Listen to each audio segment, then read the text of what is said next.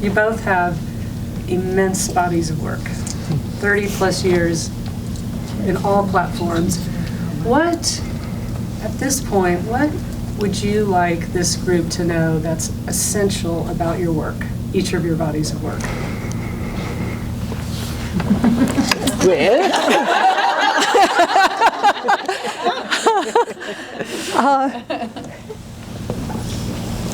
I think that one of the things that's essential about our work is that it keeps evolving.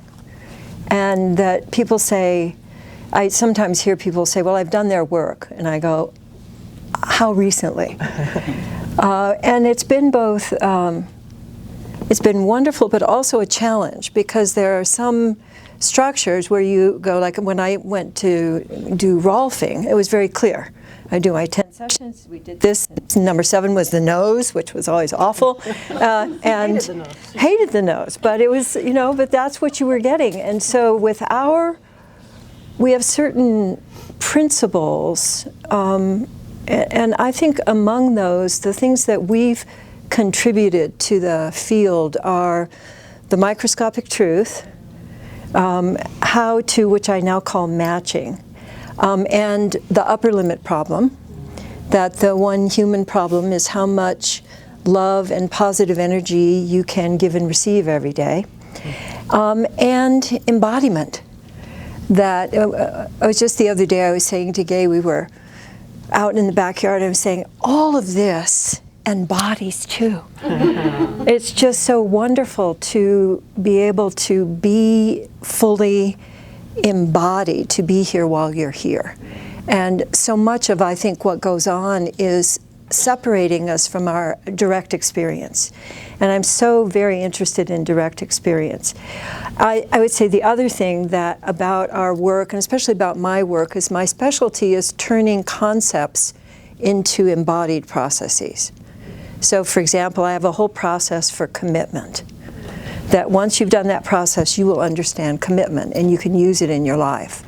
And so I keep doing that. In fact, I'll just share one with you now, which is I'd like you to bodify your experience of getting here tonight. So just take a minute and just bodify your experience of getting here tonight. Go ahead. Yeah, and the more that you bodify, the more you're... And if you're not bodifying, and look around and see what it looks like when people are bodifying.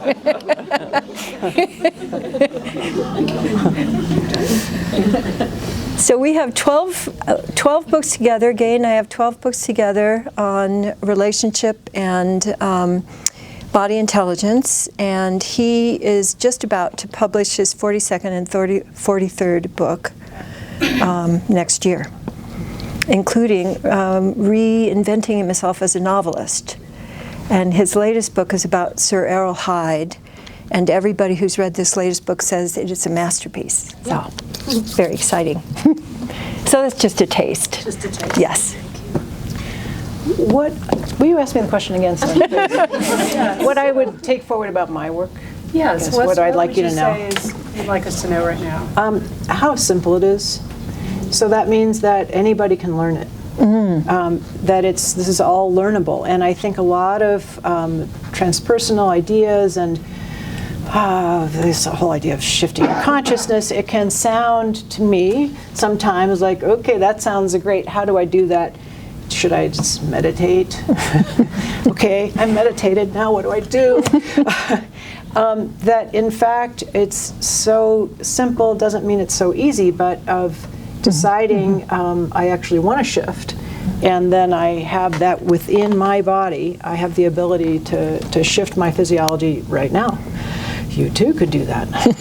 I could do too. Breathe a little more, move a little bit. That noticing what's true and then interfacing with it in a new way is changing your consciousness, so that we all have that ability, and it's learnable. A lot of what I grew up in as a psychologist was, well, you know, there are things that are really wrong with people. Yes. And a lot of my job is to assess that. Yes, exactly. Oh, first you have to assess it, of yes, course. I do. I have to assess, basically, so I learned how to assess what's wrong with you, which of course means me. But fortunately, you're worse. So. Some of the time, except for when you're not. And so that was my lens. Of course, it had something to do with growing up and how I've seen the world. But that was one way to deal with life, is what's wrong. Mm-hmm. And eventually I started to understand, well, that's just a certain way that my brain is working. Mm-hmm. That is what reactive brain that is what narrow focus is what's wrong. And in fact, we could all do a little narrow focus about what's wrong right now with the world, because probably there are lots of things that you could think of. But if you'd notice that right now, getting into your body, all the wrong is really just a way for your brain to function. It's just picking up those little details, seeing them in that beta way. Yeah, that's right. Gotcha. So again, I was good at that, probably because I was so much in reactive brain so much of the time. But then let's just do a little bit of shifting that, because so Lester Femi talked about the open focus brain. So you all can do that if you notice. I'm kind of adrenalized sitting up here, and what's wrong? That's very exciting about what's wrong.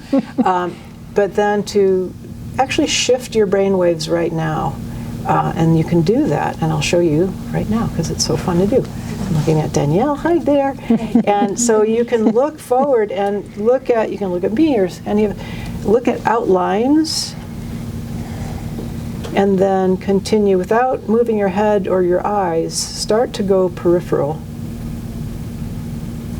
With your fingers, so that you can see, like now I can see the painting, and I can see the pole over there. Oops, I'm getting over to that painting. So you can go peripheral, so that you're actually shifting your brain waves because you decided to. And if you can do that, well, to me, that's the keys to the kingdom, that you are able to change your level of consciousness anytime, anywhere, not just on a meditation cushion. Of course, that's got its place, but because you decided to. And so it's the simplicity of that, not that, again, I don't mean to say it's easy, except maybe, to notice what is and then to decide to do something different. So that's what I would want you to take forward, is that you've got the ability, you've got the power to change your own level of consciousness. And beyond that when you do, I'm thinking maybe one or two, or maybe all of you are committed to changing the world, but kind of some version of activism. Well, to me, the biggest impact that I can have, and I believe you all can have, is to shift your own state of consciousness to something that is more expanded, that is a very powerful way to walk through the world, and very impactful to those around you, that then ripples forward. So that's pieces of my work. Thank you. I want to say something about you. Okay. In my experience of you, the word that really comes to me is kindness. That you embody kindness, and I think people can osmose from you being kind with themselves in your presence. And I think as we all make that shift, that we become a radiating of kindness, of presence for ourselves, but also for others. So there are people who are brilliant but nasty, and there are people who are really nice but not so contactful, and you have a wonderful combination of being able to help people to access their ability to shift, but in a way that's kind to them, rather than in a way that we've got to work really hard, no pain, no gain, and yeah. So I just want you all to know that about Julie. Well, tagging onto that, there are a few differentiators that I've noticed in studying your work and studying others' works. And one, Just a few, huh? I've written a few pages. Okay. Well studied. And I was hoping you would speak to some of them to the wider audience as we're being filmed. And I want to start with what you just sort of touched on, which is befriending. Both of you have this concept in different words. Katie, you talk about come to the party. You're welcome to come to the party as you are. It's a come as you are party. Befriending. It's something different that sets you both apart. There is no pathologizing. I remember, Julie, one of the first posts that I wrote in our intentional learning group, and I'm sure it was very long and agonizing over something I'd done that was wrong, and your response was, what if nothing's wrong with you? What? Didn't she read that? Yeah. But it reoriented my whole thinking. And Katie the same. Juliana, my co-founder, was telling me a story about Katie and how she came one of the leadership and transformation weekends that you led. I think you came and there was something with your tooth, is what she remembered. And she said, the whole training taught me more about how Katie befriends what is, more than any other training. I think a crown had come off, and so I was sort of snaggletooth. I was like, Yes. And she said that the way Katie just befriended what was beautiful. So I wondered if you'd speak to that, how you are so different than, say, other psychologists and also other teachers out there about befriending and seeing people at their essence and seeing seeing the beauty of what is. One thing that's coming to me is that no part of us wants to be gotten rid of. So even if it's, we learn to organize ourselves in the context, the environment, the framework in which we were, and particularly familiar, school, family. You organize yourself in order primarily to get attention, because without attention, human beings die. And so we'll do anything we need to do to get attention. So that's where the whole development of what we call personas and playing with personas that get you positive attention and personas that are troublesome. And one of the fun things that we've done over the years is persona parties, and inviting your personas to the party and also giving them a better job, but getting acquainted with them rather than, ew, and I can't love myself until I get rid of this, or I lose the weight, or I get smarter, or I grow taller, or some impossible thing. And welcoming, the whole idea of welcoming that everything can be included and can be befriended. And so we have all kinds of processes to do that, but the general idea is you are organizing yourself now for more than just survival. So the more that you can choose, the more that you choose, and I say that you choose ultimately because you choose. We can do all kinds of, well, I'm because, but ultimately you're choosing because that's what you're choosing. And when you choose, you can not only change your state, but you can celebrate your multitudes, your inner multitudes, and play with them. So we have this whole idea that life is serious and hard work, and if you're not working hard, there's something wrong with you.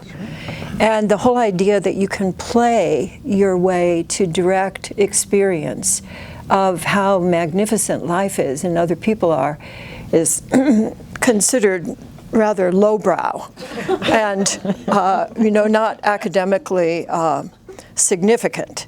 But where people actually live is, can I make contact with me? Can I make contact with others? And can I make a difference in the world? And so all of what we're focused on and have been for almost 50 years now is how can we consider ourselves a living laboratory? And so we're always experimenting, and that's one of the things that you'll find in our community is that people are very interested in learning and going into the unknown. And so the next unexpected thing doesn't have to be an, oh my God. When I was flying out here today, I went to the airport in Santa Barbara, and I was just almost through TSA when the sort of ring went on, and we have to evacuate the airport. There's an emergency, and everybody looked around like, really? Really? There were a whole group of people at the end of the airport who never evacuated. They just sat there. I'm not going anywhere. But we trooped back out. But there was just a sense of okay, this is the parade that we're doing right now, and then we all troop back in again, and it was really kind of no big deal that the unexpected can be included. And some people actually skipped down the escalator. It was like, oh, okay, so even in our when an alarm goes off, you would think that everybody would get totally stressed, but people didn't. So that was exciting. I'm thinking of your phrase, invitation or imposition. Mm-hmm. And so experiencing life as an invitation instead of just, oh God, this is happening. And I've noticed lately for a while, and maybe you can relate to this, how many times in today have you been thinking, or some part of your consciousness been thrumming on, this should not be happening. Right. This should not be happening. This is the wrong experience. No, that's right. If you really want to make yourself crazy, make what is happening the wrong thing to be happening. I do love to read the news, it's true. But the basic bottom line of any good news article is, and this should not be happening. Right. So we're outraged. So do something. Right. We should all be doing something. And I'm usually, okay, it shouldn't be happening. What should I do? Right? Yeah, and right smack in reactive brain. Oh, there it is. Versus, oh, this is what's happening. Mm-hmm. And finding that place, the facing into, oh, this is happening right now. And what I've learned over time is that as I do that, I really can find the magic in what's happening. Because if I'm in, well, it shouldn't be happening, then I've got to fight with it and try to get around it and wish it away, even though it's already happened. Think about couples, and so much of the time people are fighting over, but it shouldn't have happened. So if you'd only done those things, it wouldn't have happened. So, and we wouldn't be where we are. No, so I have to learn to not do the things that already happened, like yesterday. I'm trying to learn those things, really. Versus, oh, right now, and I'm getting present, actually sitting here with you all. I mean, the delight, the joy of being with you. Like, how'd we do this?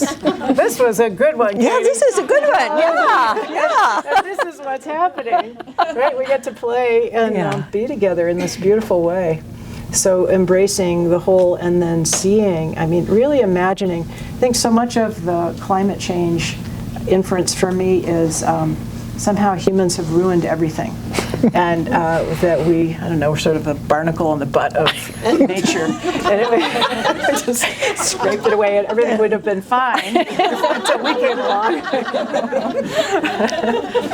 Versus getting in sync with, oh, here we are. I mean, a while back I thought, oh, we're at like 7.8 billion of us now, and so I kept thinking, but what am I doing here? I'm like 7.8 point, like whatever. How did I get here? I'm just one of the mass. And what if it's perfect? What is it really about if actually me being here and you being here and all of the things that we've been up to as humans, what if we really are part of nature? Right? I mean, notice that. Right? We really are part of nature. We're not this No, I'm not. I extraneous. only live here. I am not part of nature. Right. Nature is there. Right, and my plastic, yes, that's right, and we've sort of ruined that thing, yeah. But to embrace the whole and to be with what is true right this moment, it is, here I am. And I want to add in, because since I, I just, I add in, but look. What? Look. Okay then, there you go. Yeah. It's a walking Hoberman sphere. Yes. So we knew that already. That imagine this is a human, and so maybe does anybody here think you should just be this? Okay, I feel good. No, I really, everything's okay. Are you feeling joyful? So am I. How about now? Don't breathe out. Okay. But that this is as much as this. Like it's all me. It's all in me. The density. So if you can't see, okay, I'll go. There it is. The density is part of me. The shame and the guilt and the pulling in and the resting and the whoo. And I don't want to go out. And I'm really mad and I'm really scared. And then it gets to. It's all a whole human, whole mammal, and that we get to celebrate and maybe even master every level of energy. I mean, imagine mastering despair. That's on my list. What would that look like? I'm teaching a class. Okay, good, perfect. I'll have to come. Mastering despair. That it's not a thing. It's not like, oh God, now I have to die. But it's, oh yeah, that's that. That's that experience of humanity, of being my own humanness and agitated fear and all of it. So letting it all be true. Playing with the magic of that. And it sounds like, too, befriending all of those different states. Yes. So I was thinking about having the wrong experience, and that under that, for me, has been a sense of entitlement. Like, this definitely should not be happening to me. As one of our workshop participants said many years ago, I did not reincarnate for this shit. Which I think pretty much sums it up. And for me, the other end of the continuum of entitlement is appreciation and gratitude. And really seeing, and it's not going toward that, it is the actual experience of, wow, really all this embodies too, and all of these experiences that we can have, and the contacting another person. And just this week I saw a chick hatch, and I had my face cut open and a basal cell carcinoma taken out. That was actually 2 weeks ago. But in all of these different experiences, that when I face and am directly engaging with life, for me it's just wow. And the only time that I am not experiencing that is that I get separate. I get disconnected, either disconnected from me, disconnected from feeling, or disconnected from connection with others or the world. And I think that comes from fear, which I can say more about later. Yes. Yeah. I hope it will. Let's talk about revealing. Oh no. Because this is another one that you're both quite different than certainly other leadership teachers that I've seen. And by revealing, I mean, Katie, you and Gay have, as far as I can tell, lived your life out loud. Yeah.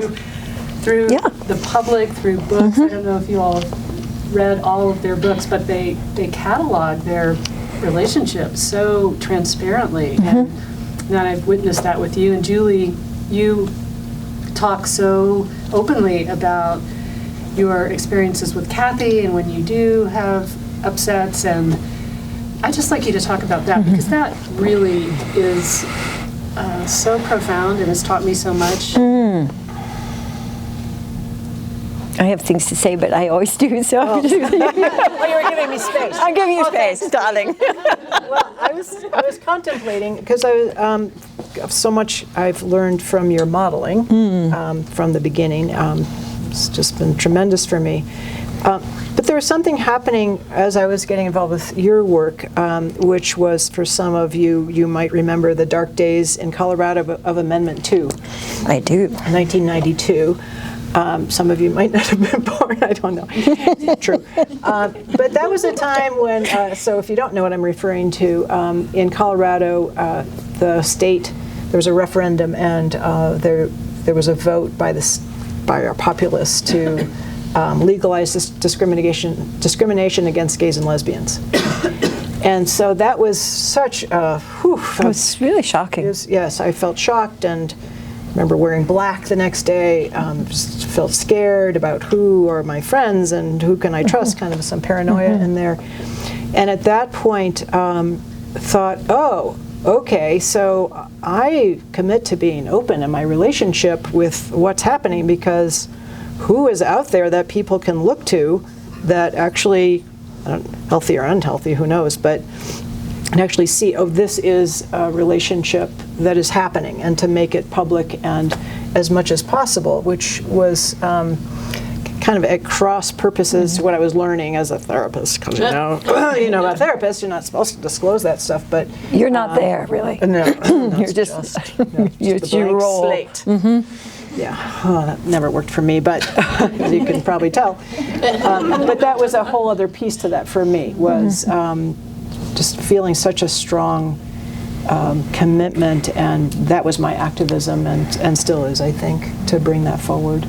So it was a whole other piece to revealing. Yeah, I think of revealing as the principle of authenticity, of being real, is the primary principle. So it's the primary gateway, that nothing really happens in your life until you're willing to be authentic, until you're willing to be yourself, to be real, to show up real. And when you do that, when I do that, always magic occurs, because when you're being real, you are generating more energy than when you're concealing. Concealing takes effort. You actually have to contract your body to conceal. And Freud said a long time ago, people asked him what he had learned in his 75 years of practice, and he said, secrets make you sick. And we've just seen that is so clear, that concealing creates dis-ease, disconnection, and revealing, the fear of revealing, to me, boils down to the fear that somebody is really going to confirm that I am actually unlovable. If I'm real, somebody's actually going to see that I am completely unlovable, and they'll go, ha, see, I knew it. And that when people actually show up as themselves, to me that's one of the most inspiring, exciting, activating experiences, because when you're real, you activate more of my realness, and then the field grows, we get smarter, we get more connected, and it's also the quickest way through fear. Rather than tiptoeing your way through, you just say, what is so? What is so? Well, I'm scared, or I don't know what to say right now, or I'm afraid you don't like me anymore, or whatever it is that's going on. When you can match that, you get aligned. So most of the time we're at cross purposes. I should say that. No, I shouldn't say that. They're not going to like me if I say that. I want to wait until there's enough time. Is it safe? You're not safe. All that stuff that goes on, and then the actual being real, all of that just disappears. You know, it's like, ta-da! You show up as you, and people get to celebrate you. Because realness, we say authenticity is incredibly sexy. When you're authentic, it's just juicy. You get juicy. Yeah, there's just this little problem of fear. Let's talk about fear. Yeah. How do you address fear? That's a platter for you. Okay. All right. Testify. I'm gonna just stand also because I've been kind of doing peekaboo with some of you, and I thought also I don't like to sit. I've been sitting most of the day today on the airplane, so I'm going to just stand and stretch a little bit. I've been obsessed with fear for about 5 or 6 years because it became really clear to me that at the basis of all problems, I'm going to let you know that we're in the last stages of creating online programs on our nonprofit website, which is the Foundation for Conscious Living. We're going to have 3 programs. One is Coming Home to Yourself. One is Restoring Resourcefulness, which has a lot of the fear stuff in it, and the other is Creating Caring Communities. And so we're taking our best processes and creating them as online video programs that would be available to anybody, and also be available for any other kind of program in which you want to add them, to kind of put them into the stew and add them. So they don't have to be separate, because it's really all about moving from fear to here. And the experience of fear, we'll just do a little, there are 4 expressions of fear, and we've got videos on fear melters, but basically fear, when you're in fear, just contract a little bit. Just contract a little bit or a lot.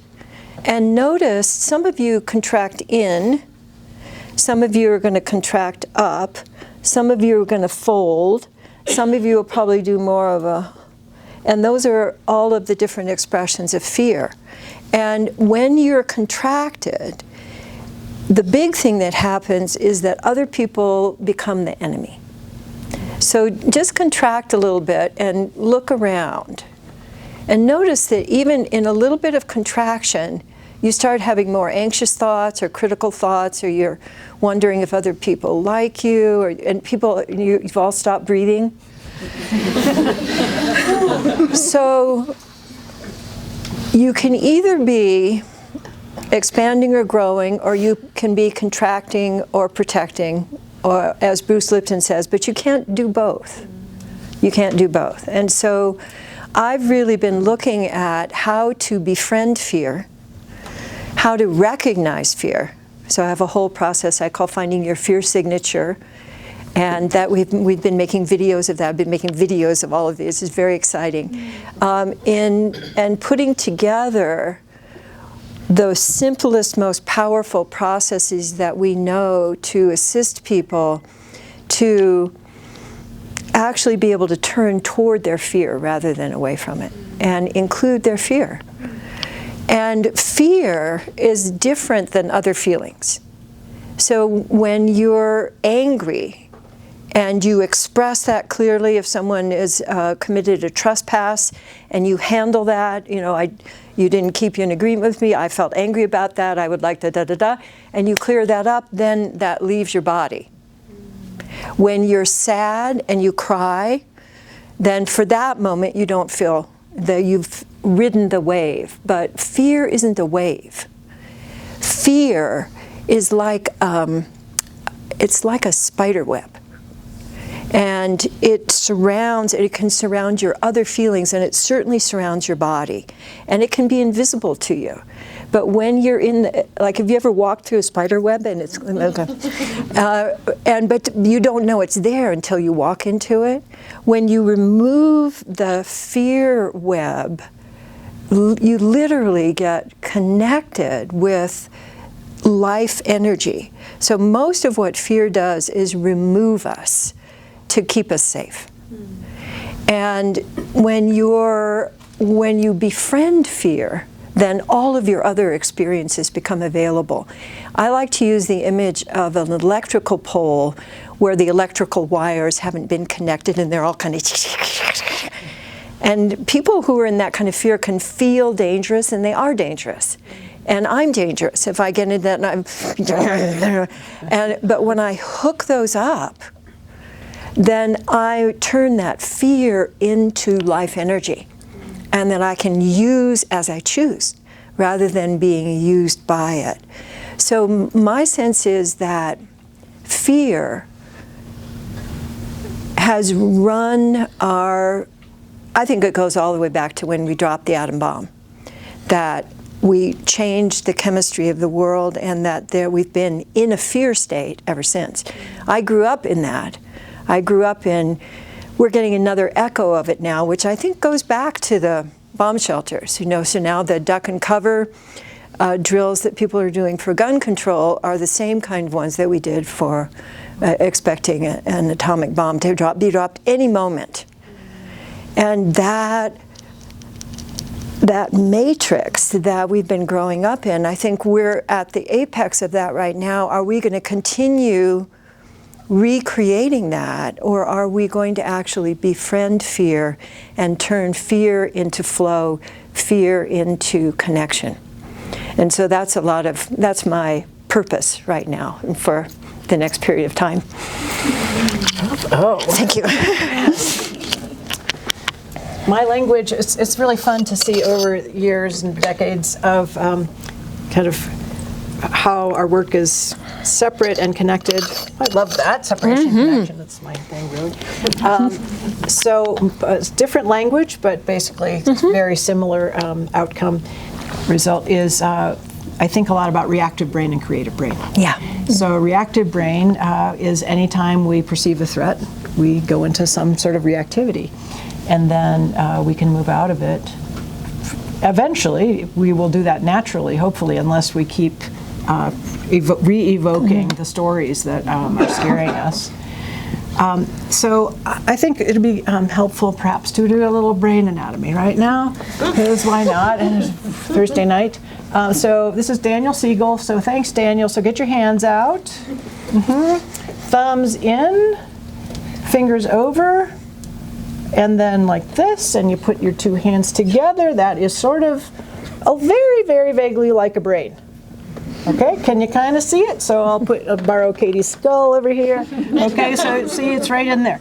So to have a sense of this, because where I'm going with this is if you look at one of the hemispheres, all right, you can kind of start to see we've got a spine and midbrain, and right up here, we've got all this nice gray matter, and we mostly, I think, seem to think that we operate from this neocortex, the stuff on top.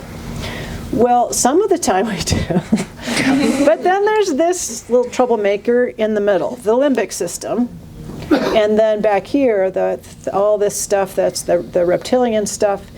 So our emotional brain is way in the middle there. It's what's getting activated when you perceive a threat.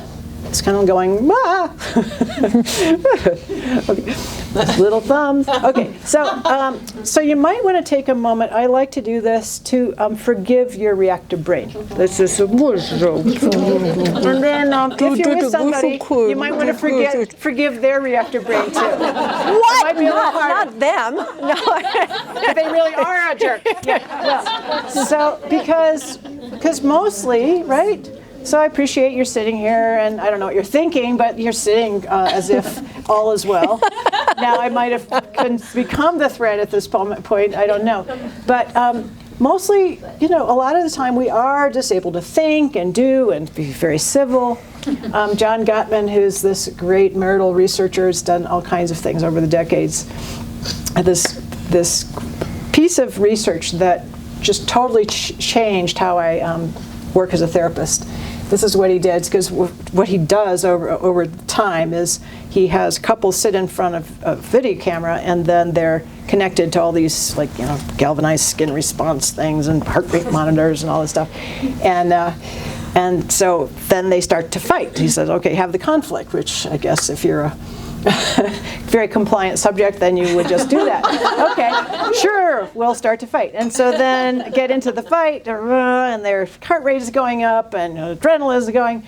And then they said, okay, wait, stop, our camera just broke. So just sit there, please, while we fix the camera. And they wait for 15 minutes, and then say, okay, go ahead, you can keep going. But at that point, he realized, or the researchers realized, that they basically had a different couple in front of them. because by 15 minutes in, they'd had some amount of ability to metabolize their adrenaline and their cortisol, and they had started to settle down, and then they could talk to each other again. So you move out of reactivity, and then there you are, your best self again. But you move into reactivity, and you will be, well, I don't know, worse self, whatever that is, but you will be the jerk. You will be the one that pulls in, you'll be the frozen one, the one stonewalling. Maybe it's just me. But all that is your reactive brain. So that's my version of fear, because you've perceived there to be a threat. All of your defenses are doing what they're supposed to do. Yay, defenses. Except for how they ruin relationships. It's not a problem. You know? Except for that. I know. All is well. Because if you didn't have a reactive brain, you wouldn't be sitting here. You would be dead. The bus would have bowled you over, because you wouldn't have been like, well, let's see, there's the bus. Let's see. Oh. Right? So what is that reactive brain? Except for how it's not. Because, yes, the enemy thing, that's one of the first things that happens, it's our brains switch. So you were so nice, I love you so much, until you said that thing, and now I hate you. And why? How did that happen? Well, how did you do that? Did you just switch with someone else? And so to actually understand, I have to actually talk to myself sometimes and say, no, Julie, that's you. Nothing happened out there. Really, the entire world did not just change. It has something to do with your physiology. Yeah. So that would be my version of, what to do with fear, is to really see, so you might want to give your a little more love into the reactive brain. Beautiful. What's the role of beauty and art in nature in your teachings?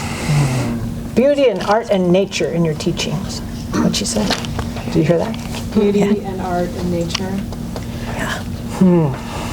For me, it is the answer to the question, what's the point?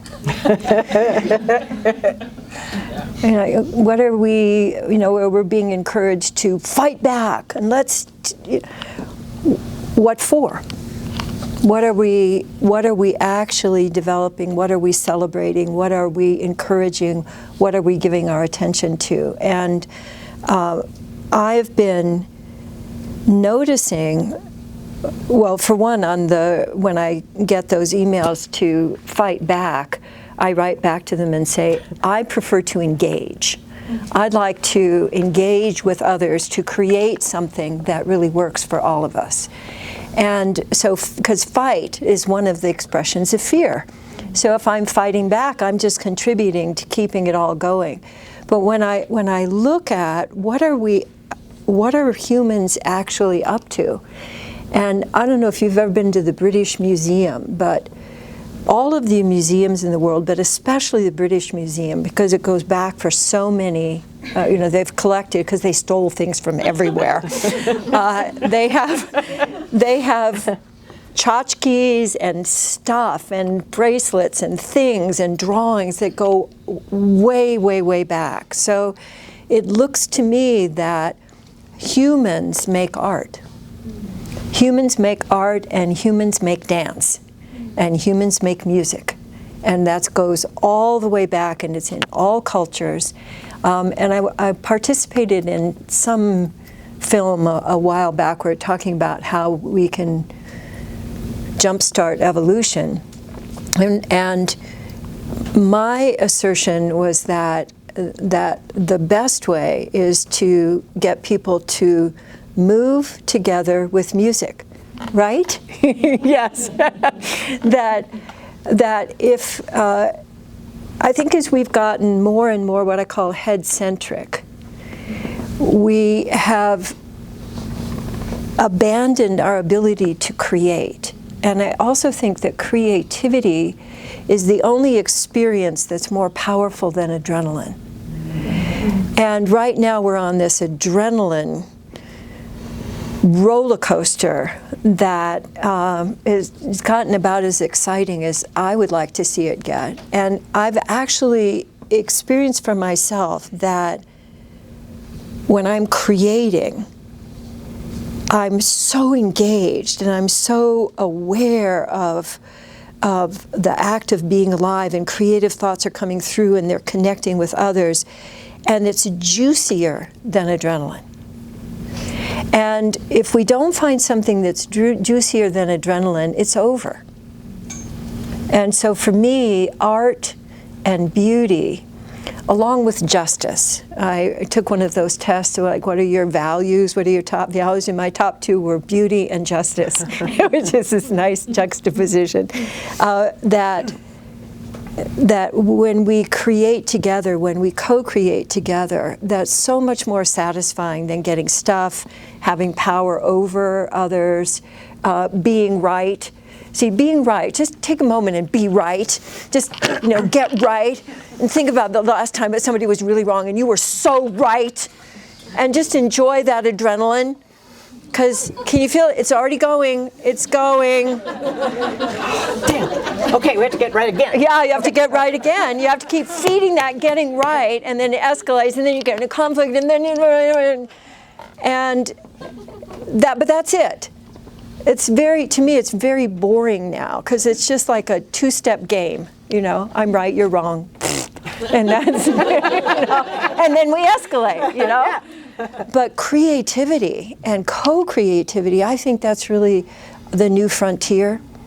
That what we can co-create together, that's part of what is happening for Gay and me right now. That having practiced some of the things that we're sharing with you and lots of others for many, many years now, that's all we do is create and co-create.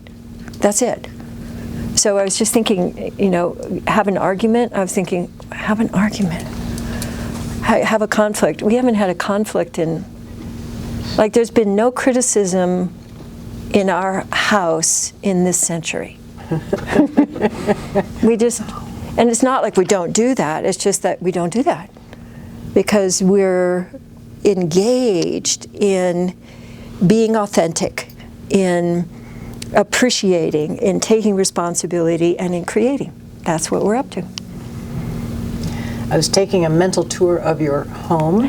I was thinking about Beauty and Katie, because I can just imagine walking around with you in the backyard and there's this geode that is so beautiful, and let's walk over to this paint color and these cushions that I like, that you're so fastidious in such a really amazing way about making sure visually how things smell is just pleasing to my intention in my house, when we this is the longest time that we've ever lived anywhere, and my intention, we live in Ojai, California, and we've lived there almost 20 years, and my intention when we first moved there was that people would experience beauty wherever they looked.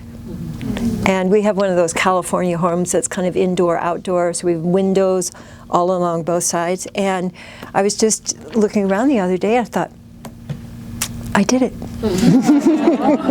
I did it.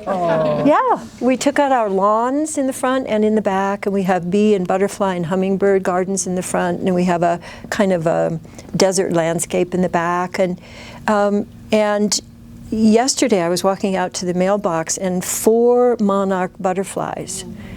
It's November. 4 monarch butterflies were flying around. We've had more butterflies this year than ever. And so for me, it's also, this is how I intend to continue proceeding. I think of myself if we are on the Titanic going down, I'm going to be one of the musicians. Yeah. I think that our natural state is joy. And from Creative Brain, it is natural to us to collaborate and connect. It just is who we are. And this whole rugged individualism idea that somehow, I think it was all John Wayne. I don't know. One guy. Well, I think it was before that. Yeah. Okay. Yeah, because Calvin. Yeah, Okay. yeah. We conquer the world, and John we the Baptist, yeah. right. Okay. I don't think that's really who we are, and so masculine, feminine energies, however you want to put it. I believe that as this sort of feminine energy comes through, not in female, but and of coming back into connection. And our natural state is connection, play. We want to be with each other. It is not really who we are to be off in the desert with the horse whose name we don't know. One of the stupidest songs ever written, in my opinion. You're thinking about that cowboy alone on the prairie, Yeah, except he yeah. always had his horse. So I'm thinking, I don't know. I think you're it's onto still something. connection. Well, this is America. This is the myth of America. Yes. And Manifest destiny. Right. I want to For all you history buffs. I want to bust that one too, that myth, because it's not actually good for any of us. This whole idea that if you're in a relationship and now you have to go off and be by yourself so that you can find you, and well, I know there's something to be said for that separateness, but we find ourselves in relationship. That's how I know who I am, because there's something out there.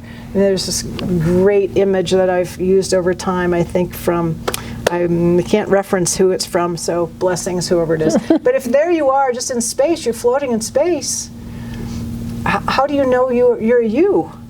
Until there's a fly there, and now you can have a relationship with the fly, or there's a cold wave of air. Like a relationship with something is how we know we have a self.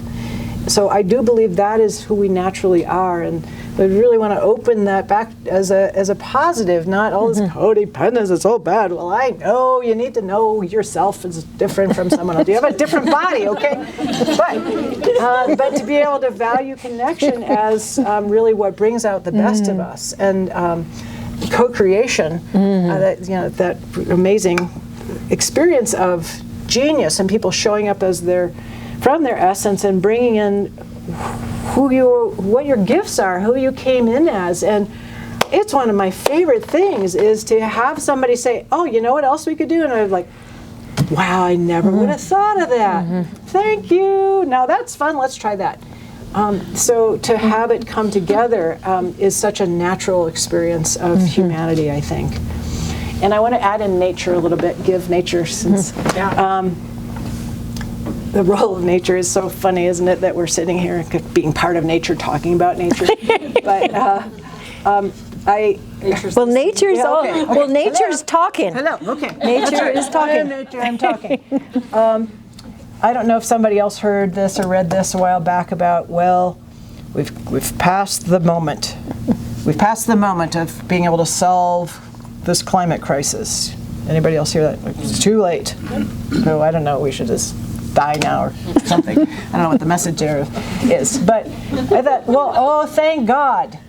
Thank God, because humans, of course, we're not going to solve it. It never was ours to begin with. Like, we are part of nature, so why aren't we connecting? And of course, indigenous people have been doing that since forever. So me, the white European person, sort of catching up with, oh, nature, right, good point, right, that is how we're going to walk through this, is connecting to those amazing energies that I know, my small experience as what I can see, what I know about. Did you know that butterflies can see ultraviolet rays? Isn't that cool? I can't see them. Does that mean they're not there? No. So, right? Right? But you could get up a good argument about it. That's right. They can't be there because I can't see them. Right. That's not true. Right. And those people who see them, they just don't know what they're doing. That's right. They're just making it up. But actually tuning into the level of support we have, the energy that's all around us right now. I mean, even taking a breath in, and I mean, imagine the breath you're taking. This, for those of you that think, well, there's not enough, well, take a big breath, because there's actually enough. Imagine that air that you just breathed is love. Let's try that. That what you're breathing in is love right here, right now. It's not some other time, it's not some other place. You don't have to be some other person. It's right here, and it always has been. So that we are part of that, and it is available to us with every breath. Thank you, God. Thank you, nature. Whoever that is, all of us. That's what I'd say about nature. Did I tell you how good they were? So you talked to Katie about a myth you just mentioned. One of the myths that I think it's a myth, comes up a lot in the work I do, is the role of the rational. Yes. It's said to me many times that the role of business is to solve problems, which is interesting because I thought it was to be creative and solve a need, but Right. address a need in a creative way. But this is what comes to me, is solve problems. So I love that. Right. That's how they often approach it too. Right. And so I'm curious if you'd speak about, I've heard you both talk about the bias towards the logical and the analytical, and talk about the role of the body and body intelligence, and what is that and what does it mean? And Julie, maybe you could talk about player down in that as well. Because this is something that I would say I hear over and over and over and over and over again. What is that body stuff? But what about these problems that we have to solve? Right, as if those were two different things. Yeah, I think that's the root of the problem, is that I think I'm different than my body. There's me, and then there's this body, which is not me. And my job is to control it, and to control its impulses, and to, basically, I think it comes from fear of the body that goes back at least a couple thousand years. So the body bad, head good, body bad. I've actually started saying the head body and the body body. Because we really think it's the head and the body. So the head body and the body body. They're actually the same body. But most people truly, I think, don't experience that. And that there's tremendous fear of body and what the body does, and fluids and impulses and the body wants to eat, and and fingernails and all these things, and taking care of your body. And I know when I was taking care of my folks when they were dying, what I really got appreciation for is how much work it takes to take care of our bodies. I mean, just to maintain our bodies. And my sense is that the rational is like going up on the top of a mountain to try and control the world. That when you're rational, you're using a part of your brain that's about the size of a quarter. When you move and you breathe, basically when you move and you breathe, you activate all parts of your brain. So that's why when I'm engaging with people, I never have them just sit and talk. When I'm, that would just be a waste of these resources. Your body wisdom, that's where your intuition comes from. That's where all of your inheritance from generations comes from. It comes through your body. And body signals, we wrote, one of our books is called At the Speed of Life, and it's about 20 years old now. We just put out a new version of it where we took out therapy. There's no therapy now in the book because of that particular model. There's something inherently a problem about that model. But my sense is that learning to love our experiences of being in a body. And I can say that with great confidence, having come from a family of 3 engineers and 1 crazy artist, and me. And so learning the whole life, it's a problem to be solved. It's really an orientation that has great usefulness, but it's also a prison, if you think that's the only point of view. When you were talking about that at the very beginning of just having a point of view, engineers solve problems.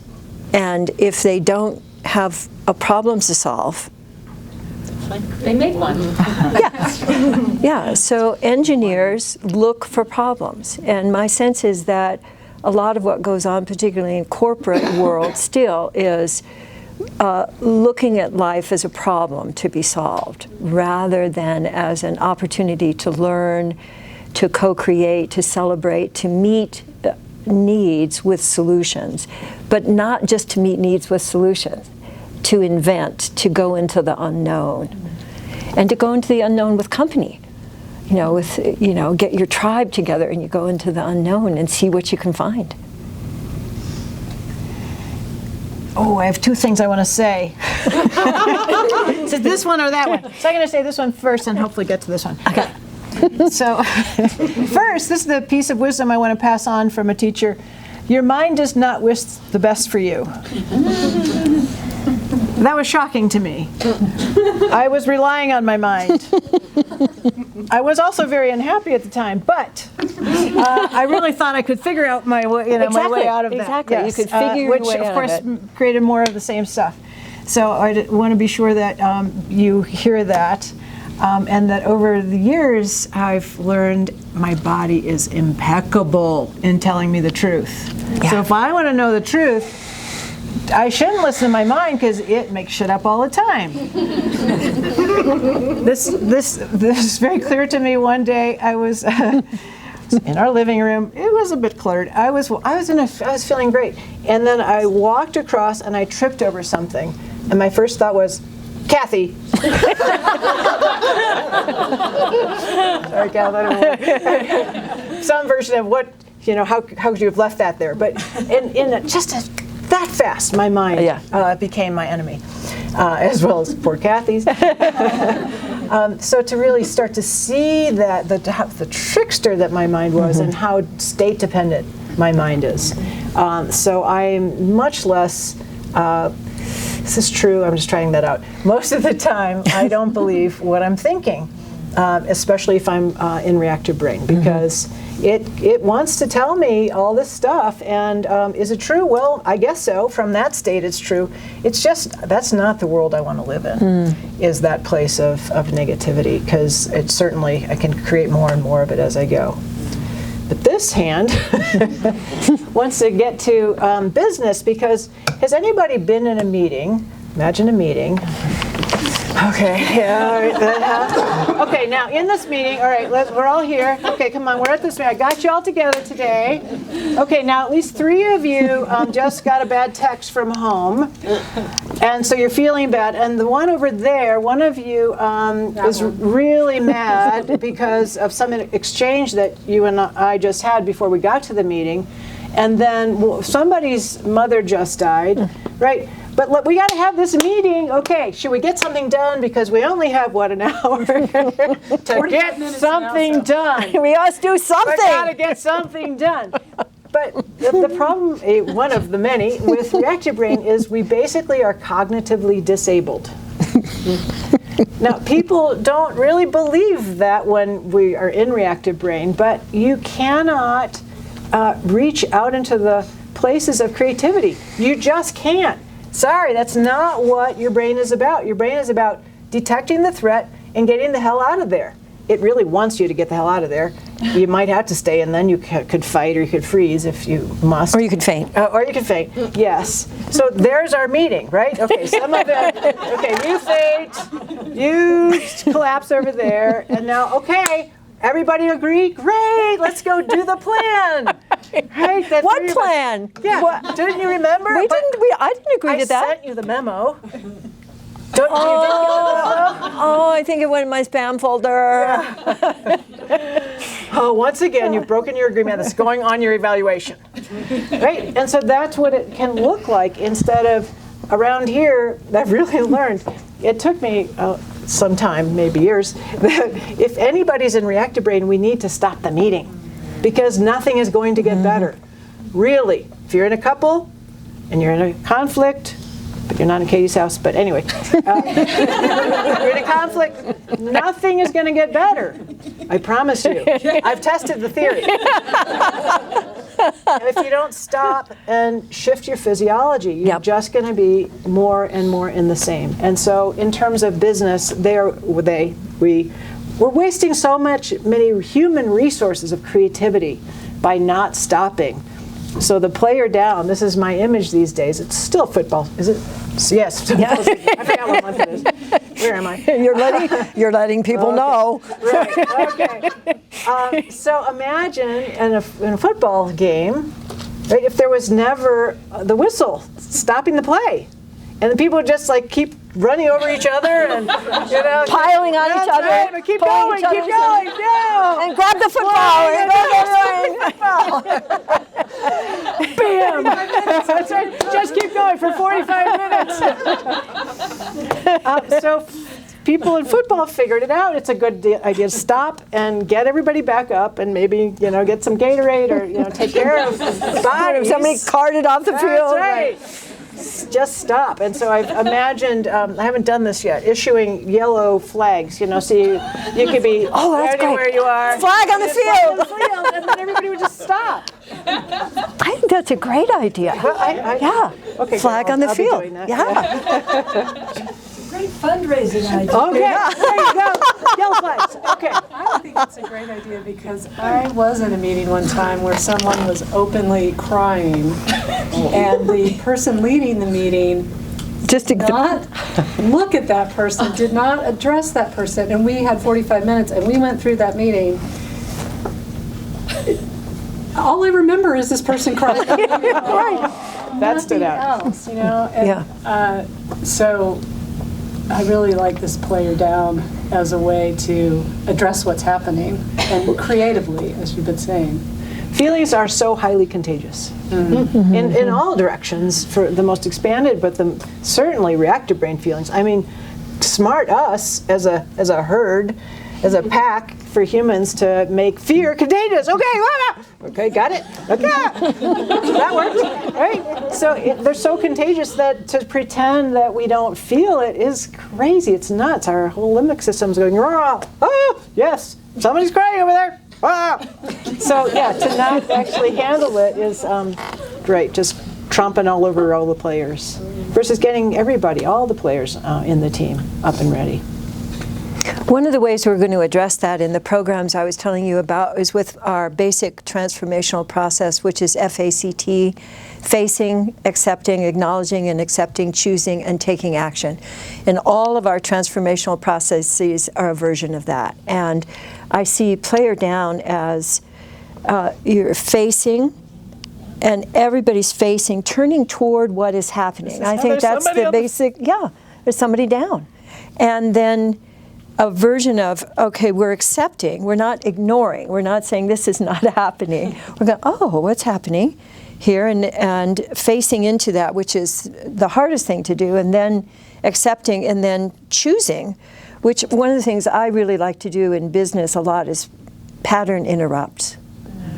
So dropping the words out, having people change their seats, doing a meeting standing. I once did a meeting with Bell Labs where just before the break I said everybody has to change seats with somebody else, but you can't touch the floor. It was really fun. They did it. They just got right into it. And so the idea of breaking open the context that's accepted, that, like in the meeting, we have the meeting is a context everybody understands. You go into a meeting, it's a terrible context, but we accept it and we try to fit ourselves in, or we smoosh it a little bit, or we complain about it. But I like to just disrupt it. So let's disrupt the context right now. How should we have them all move around? Yeah, I think so, and I think also it's maybe let's not take a formal break, but let's have them. If anybody needs to take a break, go ahead. But let's do some stuff. Do you want to do your thing first? Sure. Stand up and move around and find a new place to sit. And if you need to pee, go pee, and then we'll come back in like 1 minute. Oh, that was great. Hey, have a 1 minute pee. Yes, the chamber pots are under your chairs. Quote about the mind. So David Bohm, a very fine physicist, said, the mind makes up the world, and then says, I didn't do that. Wasn't me. That is good. So, well, you were talking earlier about simple. Our mind doesn't want us to believe that shifting and changing can be simple. How many times it couldn't be that simple? Life is much more complicated than that. You know, like you must be a little. And you're having fun. And you're, right, right, and that means there's something definitely wrong. Yeah, because life is serious. I've always thought that that serious is like my older brother, who was always number one, and I was number two, and I'm very playful. But serious always got all the attention, and playful was like, that's nice. But now we have to get to the important things, which are always serious. Right. So in the meeting, we're going to get down to business, and that means we're going to get serious. So this is the structure that we've grown up in, and that's been going on for a very long time. And what I want to suggest to you is that it is as simple as what we call new choice, and what scientists call pattern interrupt. So I'd like you to notice what's familiar about the way you're sitting right now. Just notice what's familiar about it. And it may be, you may add stuff to that, like judgments and comparisons. But just if you just notice what's familiar, and then I'd like you to just change one thing about the way you're sitting. Just change one thing, and then I'd like you to notice whether you create any more aliveness, any more sense of connection with you, if your breath opens. And now, change something else.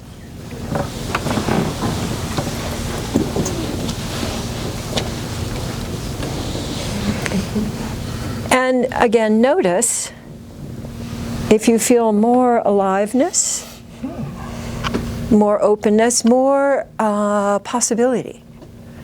Now, I'd like you to move around the room and back to your chair, and I'd like you to move through the room in a bunch of new ways. So I'd like you to, so everybody up, but I'd like you to get up in a new way.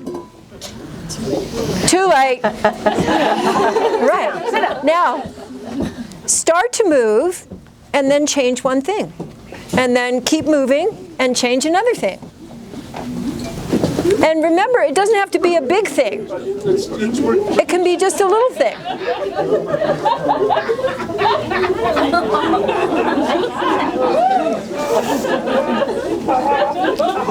And let your path take you on back to close to your chair or where you were. And especially if you feel stuck, just change something. Just change something.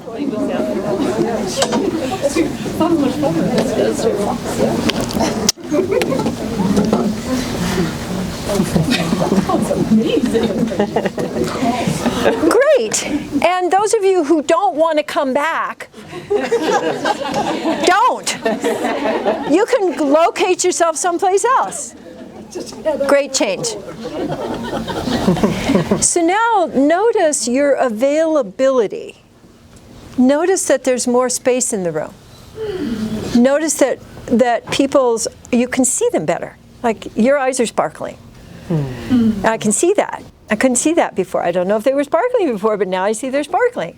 So I see the world differently because I am creating new neural wiring. And that can happen throughout your entire life. And it's simple.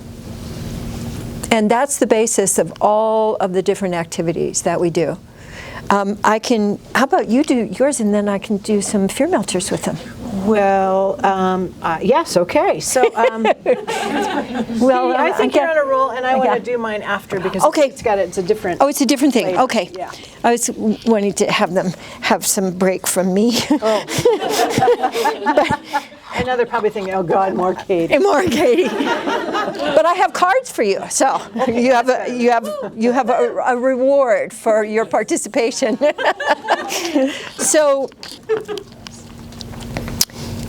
I want to do a quick run through of fear melters, and then there's lots of support. There's lots of videos that will assist you to play with your fear, to be able to include all of your different experiences. So I'd like you all, you can do this standing or sitting. If you want to stand and most people are sitting, come on over here. So I'd like to show you a fear signature, and then one of the fears, and then the fear melter that goes with it. So I'd like you to make fists. Oh, I just saw the ad for the new Charlie's Angels, and they're doing fight. There it is. So if you want to know what fight is, just look at the new ad for Charlie's Angels. They're all like this. Okay, so but what you need to do with it is you stick your chin out, and you go, oh yeah, oh yeah. So you go, oh yeah. It's sort of East Coast. Oh yeah. Put 'em up. Yeah. So fight. One of the confusions is between am I angry or am I scared? I'd like you to assume for the next time being that you're scared. And then when you have moved from fear to here, then you can tell if there's also some anger. Anger moves along different tracks in your body than fear does. So you catch yourself in this, and it could also just be okay, so let's do some more like, oh yeah. You think yeah, that's ridiculous. So our little, when it sort of shows up in your face a little bit like, you will not. So it doesn't have to be the full blown, but just to get a sense of whether that's one of your signatures, I like to have people do the boxer stance. So get into whatever your fight is. And then the fear melter, and by the way, this is going to your body first, because you will never talk anybody out of being scared, including you. So when you catch yourself, you do oozing. And oozing is like that big seaweed in the ocean, or my favorite, hot fudge over ice cream. And taking that, especially through jaw, shoulders, where we tend to hold the fight. And notice that you cannot fight. See? Yeah, you can't fight while you're oozing. Yeah, so it doesn't mean that you're not going to go back into fighting, but you have a choice. And what we found is people have been practicing fear melters that they've actually integrated them. So they don't have to wait to get scared in order to do fear melters. We have a whole program where people are doing 3 minutes of fear melters in the morning with music that they like, and it creates a template for the day, a kind of openness and flow for the day. Okay, so flee. So I'd like you to get your body squared, and then I'd like you to let one shoulder start moving away. So that's one form of fleeing. Try the other shoulder. You might have sightedness. I'm definitely a left fleer. I try to flee with my right, and my right goes, no, I am not going anywhere. But left goes, shh. And what I notice when I'm fleeing is that my breath gets really diffuse. So right away, I can feel I'm leaving. So square yourself again, and then let your head back up. So this is the experience of being caught at the Christmas party with somebody who's just gotten into the hummus big time. And you can't go anywhere. So you flee backwards. Okay, so there's very popular to flee up. Well, what do you mean by that? And where did that come from? And to analyze, so a lot of what we do that we think is figuring things out is actually a flee. But my favorite flee is the what if. So bring your body just forward a little bit and start thinking about, well, what if you learn all of these things tonight, but then you go home and you're trying to teach somebody who doesn't have any idea what you're talking about, and they're really upset, and then what? That's a flee forward. And I see that all the time in our seminars, where someone will be experiencing someone and they'll go, well, what if? And it's a flee forward. So for this one, you will need to stand, because the fear melter for flee is sumo.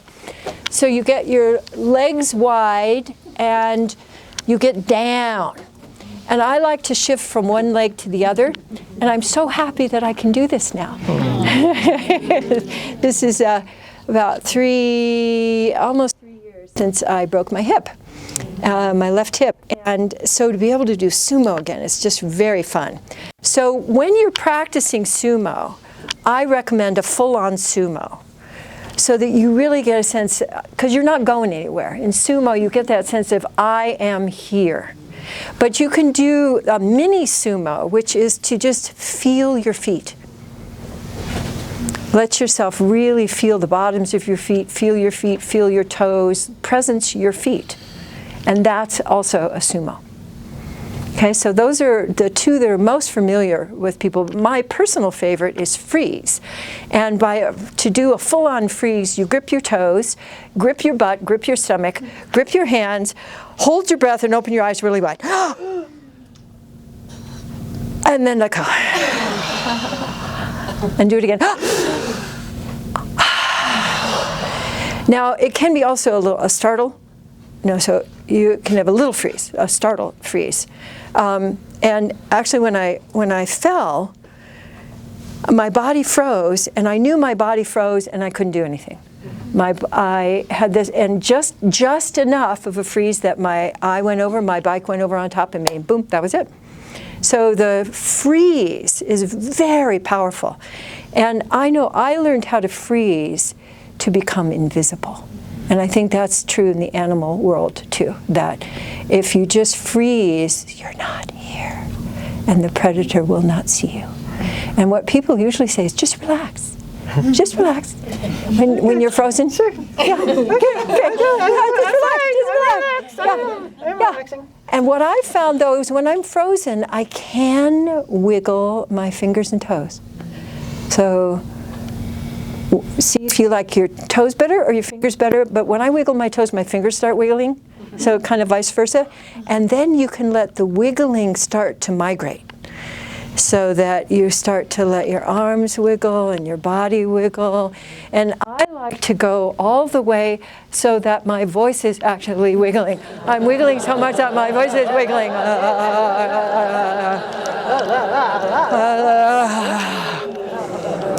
And there's a mini version of this, which I call face flapping, which is a wiggle that those of us of a certain age can do very well.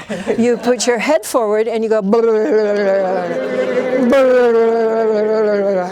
and I find that when I loosen the freeze in my face, that everything else really lets go. So I like this one a lot. And then the last one is the one that I think that at least our country, if not the whole world, has been in for about 20 years or so, which is a faint. And I'd like you to imagine that your energy is just draining out through your body, puddling under you. It's just blah, blah, blah, blah, blah, blah, blah, blah, blah, blah, blah. Yeah, oh, you do this really well. And the other way that I like to have people do this is open your mouth. Let your mouth hang open, look around and say, huh?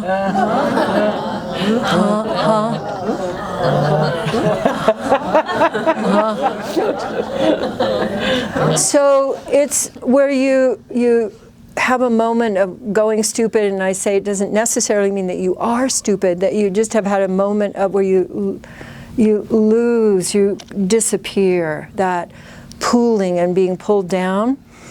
And what I found too in the research is that faint is the closest thing to death.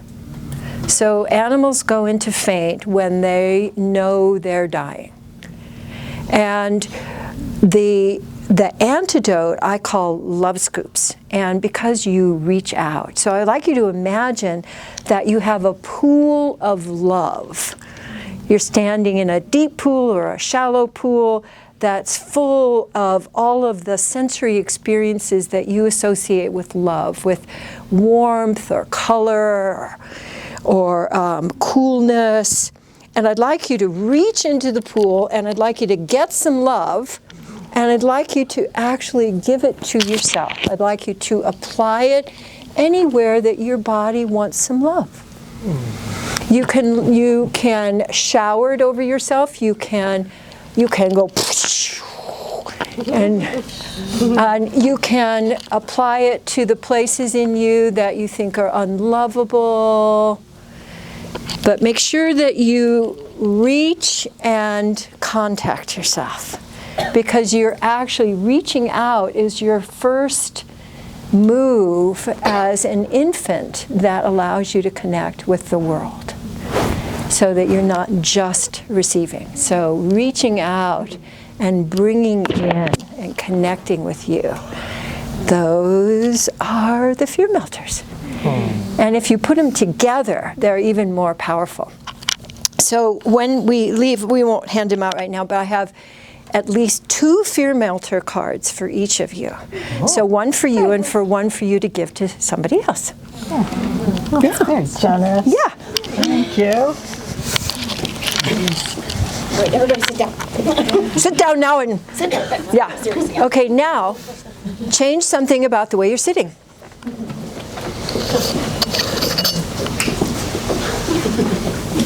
So I'd like to teach you something also from some things that I've been working on the last few years. In fact, my book called The Inner Map is almost ready, so it's coming out soon, because I've been playing a lot with this map. Like, imagine that you had a map inside of you, sort of like a mall map.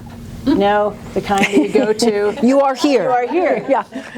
That's very useful to me, because I sometimes don't know where I am, so it just says you are here. Especially in some malls. I know. Yeah. Mall of America, for example. Exactly. Let me tell you about that. Where am I?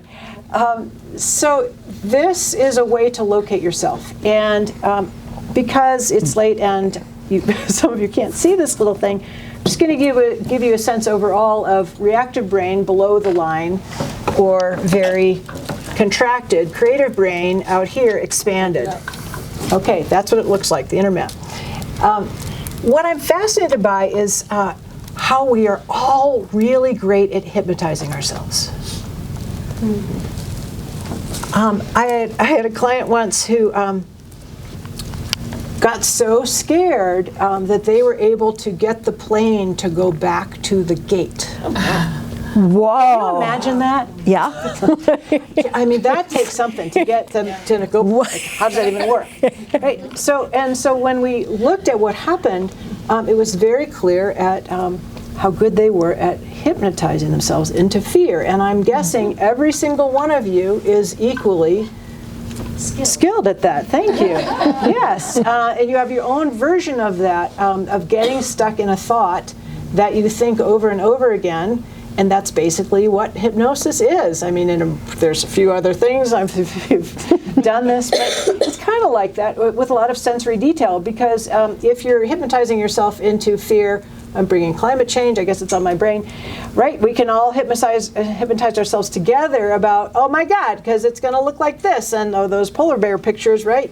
You know, the sensory detail and the pictures of the fires, and like, what is it you're circulating in your own mind where you are hypnotizing yourself into a certain state?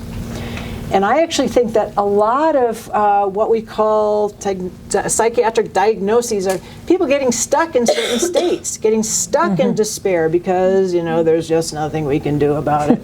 Or stuck in fear because, oh my God, I can't go to that party because what are they going to say? And what am I going to say? And I don't know. So getting stuck in that. And so I invite you to start to notice how you're getting stuck in a certain state. And we're going to walk up the map a little bit. I'll tell you, let's see, I'll pick, because how much time do we have? We're going to Yeah, I'm going to go for it. Because why not? Go for it. So if you were way down in shame, which is the most contracted state, what would you be saying about your place, what we're doing as humans in the world right now, the state of the planet? What would you say? What would be a story? It sucks. It sucks. We're destroying. Attention disappears. What, pardon me? No one's paying attention. Nobody's paying. Basically, we're bad, and yeah, We're ruining it all. we're ruining it all. We deserve this. And we deserve this. Great. So that's a shame story. Now, that takes us up to guilt. What's a guilt story? Oh, I should have done something different. Should have. I would have recycled for the last decade. Exactly, should have. And what about that plastic bag I just threw away? Oh, so guilt stories. And then up to despair. What's a despair story? It's hopeless. It's hopeless. Doesn't matter what we do anyway. And that one's related to faint. See how this starts to come together? It's very elegant. So now, Very elegant. what's your sadness story? Poor animals. Right? Poor them. Poor them. Poor us. Poor us. Grief. Poor me. Poor me. Poor. Right. So, and now I'm not saying that these are not accurate, or that you shouldn't feel this. So I feel sad right now as you're saying these things. It's not about don't say that. It's more about starting to understand what you're saying, because by saying it, you are anchoring yourself into a certain state. And you can choose what state you want to anchor yourself into, because thoughts anchor, feelings flow, but thoughts anchor. So if you're going to anchor yourself, do you really want to anchor yourself in despair or sadness? Well, you can if it's, I don't know, if you want. But let's go up to the next one, frozen fear. What's a frozen fear story? I don't know how to fix it. I don't know. What should I do? I don't know. Nobody knows. Nobody knows. Right. What do we do with recycling if China's not taking it anymore? Huh? Okay, and how about agitated fear? Do more. Gotta do something. We gotta do something. Right now. I know. Right. Get those bottles. Okay, so we're changing states of consciousness with each story. So notice you're doing that. And we're doing it together, but you're doing that with every story you're telling. So now the next one up is, because there's more energy. See, as you go out, there's more energy in every state as we're going out from shame on out. So what is your anger story?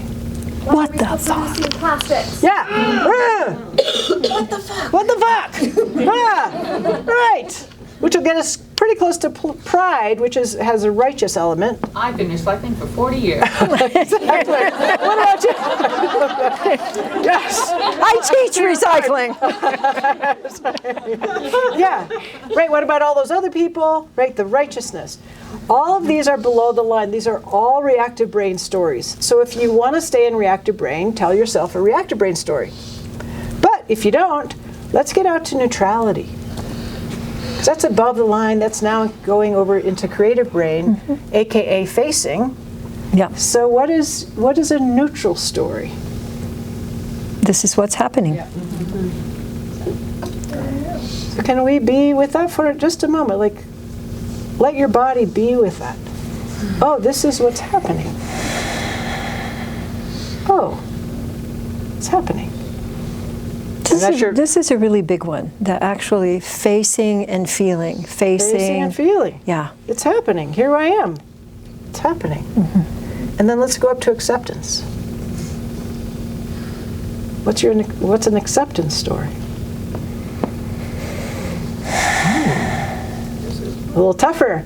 Isn't this interesting, right? It gets a little more challenging because those other stories are very compelling because of all the adrenaline. But here we are facing that, or accepting. I love how you teach acceptance, or I've heard it, which is, I have to remember what day it is. Today's Thursday. Thank you. Totally, I could have gotten to Friday, I don't know. So today is Thursday, and this is happening. So can you feel today's Thursday? Can you accept that today's Thursday? Today's Thursday, and it's happening. Now notice how your body feels different. You're telling us a different story and you're changing your body. That is cool. Like, that is power. Just by what you are thinking. And I would say, and you're accessing a higher energy now. It's interrupting a pattern too. And yes. So let's go up to appreciation. What's an appreciation story about? Warmer out. It's waking people It's warmer out. Well, I missed that It's one. warmer out. I like warmth. Yeah. What else? What's another appreciation story? I'm grateful people are doing things about it. You know, there's all the people right now. Bringing Millions of together. people are doing things about it. We're establishing community. We are More established, conversation. you know, we're coming together. And also, I was just thinking about the light through my front yard at about 5 o'clock in the afternoon, where it looks like a Monet garden. Oh, yeah. You know, that quality of light, and giving my full attention to that and savoring that. That's Appreciation, Yeah. feeling that way in yourselves. And again, you're doing this right now by what you are saying and what you are attending to. That means you can do this anytime, anywhere.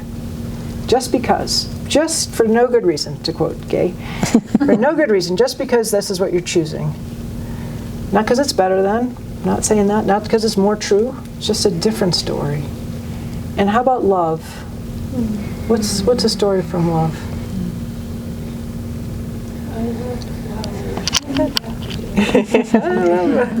I can be in the same space with this.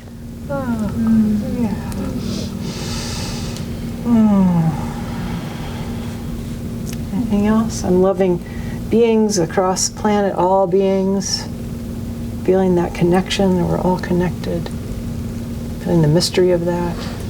Loving the trees. Yeah, the trees.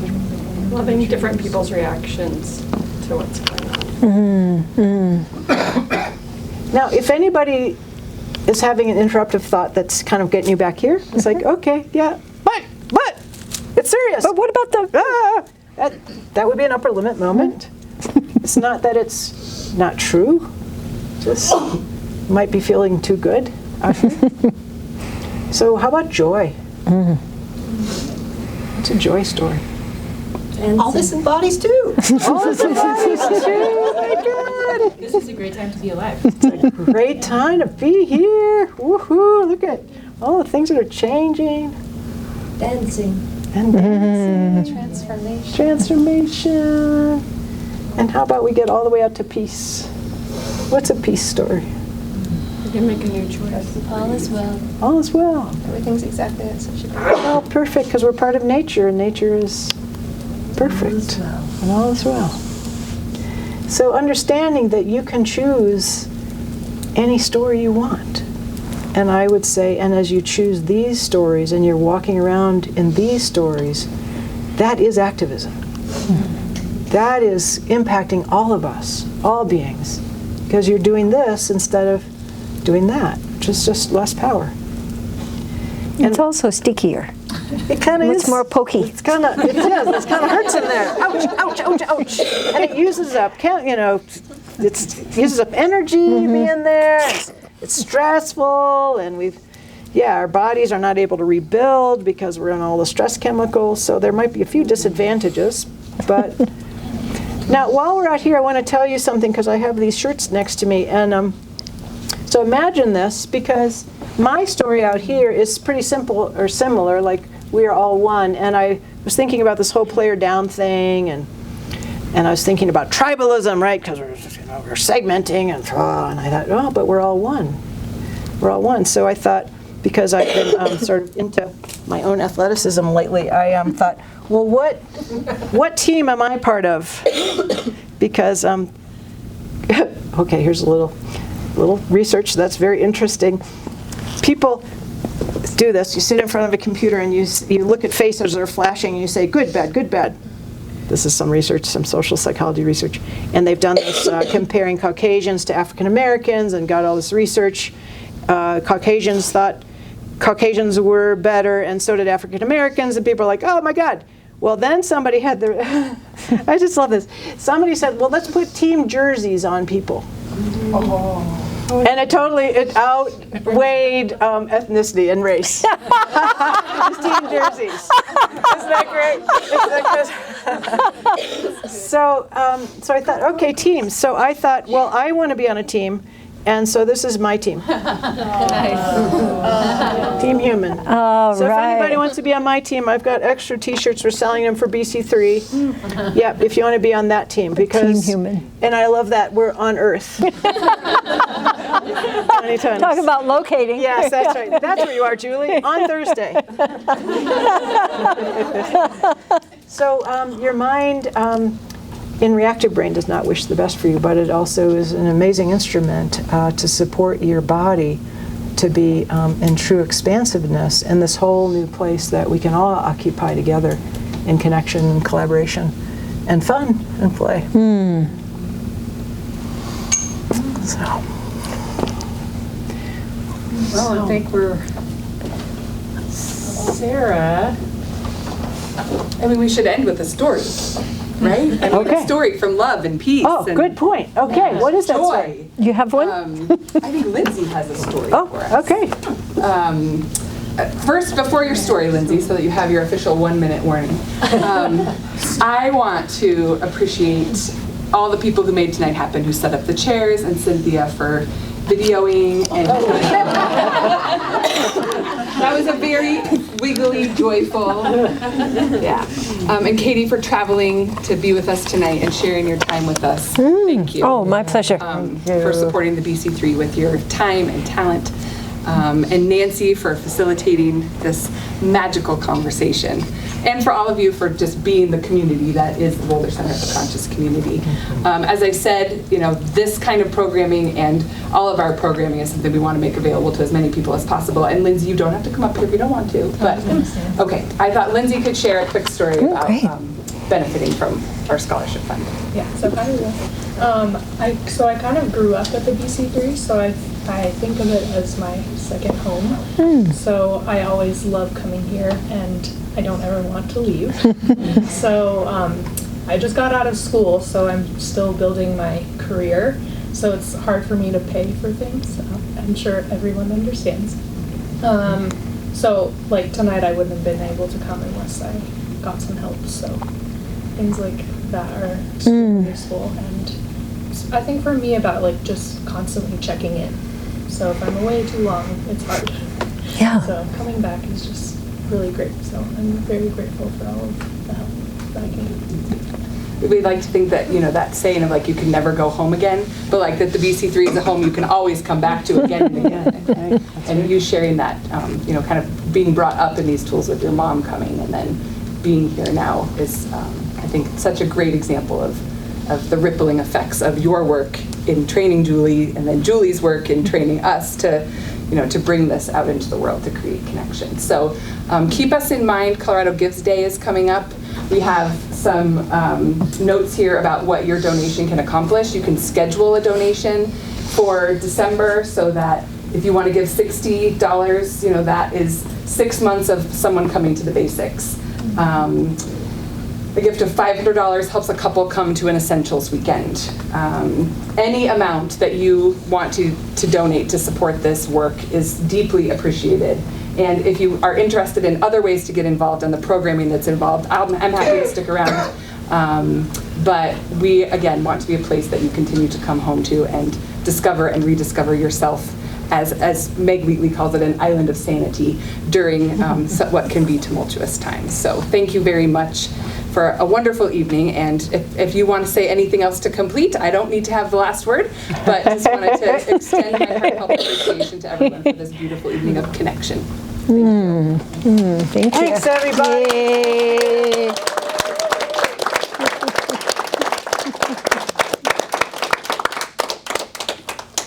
How about if we put these out on the table and then people can get them? You want to do that? Okay, great. So Sarah said she couldn't do that.